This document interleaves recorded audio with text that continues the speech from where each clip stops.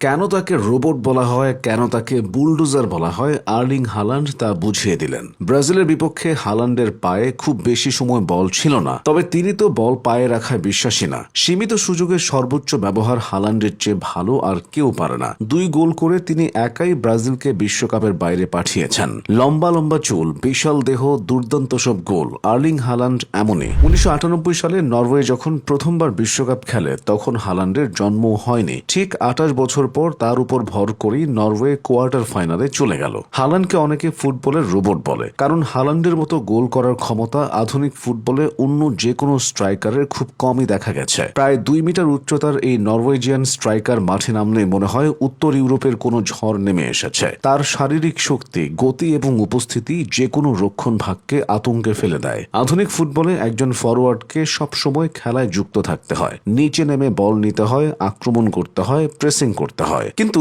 Haaland যেন এসব নিয়ম মানতেই রাজি নন। তিনি দীর্ঘ সময় ম্যাচের বাইরে থাকেন, যেন অদৃশ্য হয়ে যান। কিন্তু শিকারী যেমন সঠিক মুহূর্তের অপেক্ষায় থাকে, তেমনি সুযোগ পেলেই তিনি আঘাত করেন, আর তখন প্রতিপক্ষের জন্য সবকিছু অনেক দেরি হয়ে যায়। বহু বছর ধরে বলা হচ্ছিল ক্লাসিক নাম্বার 9দের যুগ শেষ। আধুনিক ফুটবলে শুধু গোল করলে চলবে না, আক্রমণ তৈরিতেও সমান ভূমিকা রাখতে হবে। কিন্তু নিজের প্রথম বিশ্বকাপেই সেই ধারণাকে চ্যালেঞ্জ ছুড়ে দিয়েছেন হালান্ড। ইতোমধ্যেই করে ফেলেছেন 7টি গোল। এর মধ্যে ফ্রান্সের বিপক্ষে একটি ম্যাচে আবার তাকে রেস্ট দেওয়া হয়েছে, না হলে সংখ্যাটা আরো বাড়তে পারত। সবচেয়ে বড় ব্যাপার হলো গোলগুলো হালান্ড কিভাবে করেছেন। রাউন্ড অফ 32-এ আইভরি কোস্টের বিপক্ষে শেষ মুহূর্তে তিনি জয়সূচক গোল করে দলকে রাউন্ড অফ 16-তে পৌঁছে দেন। এর আগে গ্রুপ পর্বে ইরাকের বিপক্ষে বিশ্বকাপ অভিষেকে মাত্র 25 বার বল স্পর্শ করে 2টি গোল করেন হালান্ড। এরপর সেনেগালের বিপক্ষেও একই গল্প। প্রথমার্ধে তিনি প্রায় অদৃশ্য ছিলেন, বল স্পর্শ করেছিলেন মাত্র 11 বার। দ্বিতীয়ার্ধে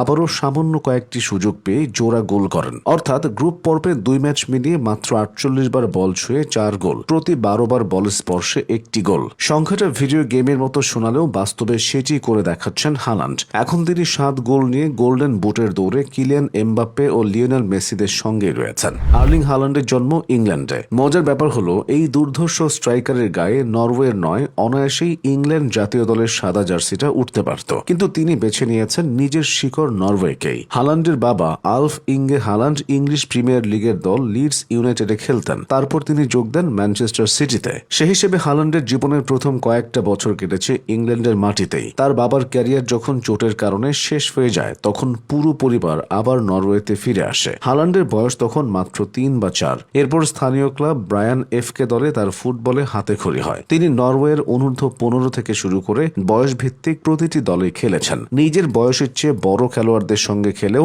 তিনি সবসময় নরওয়ের বয়সভিত্তিক দলগুলোই নিজের জায়গা পাকা করে নিয়েছিলেন। ইংল্যান্ডের সাবেক কোচ গ্যারেথ সাউথগেট যখন তাকে দলে ডাকার কথা ভাবছিলেন, হালান্ড ততদিনে মনে প্রাণে নরওয়ের বয়সভিত্তিক দলের অবিচ্ছেদ্য অংশ হয়ে গেছেন। নরওয়ের জাতীয় দল ইংল্যান্ডের মতো অতটা শক্তিশালী নয়, তাই আন্তর্জাতিক ফুটবলে বিশ্বকাপ বা ইউরোর মতো বড় মঞ্চে নরওয়েকে খুব একটা দেখা যায় না। তবে 2026 বিশ্বকাপে সে আক্ষেপ দূর হয়েছে, আর সেটাও এই হালান্ডের কারণেই। দলীয় সাফল্য যাই হোক, তিনি ছুটছেন বিরামহীন গতিতে।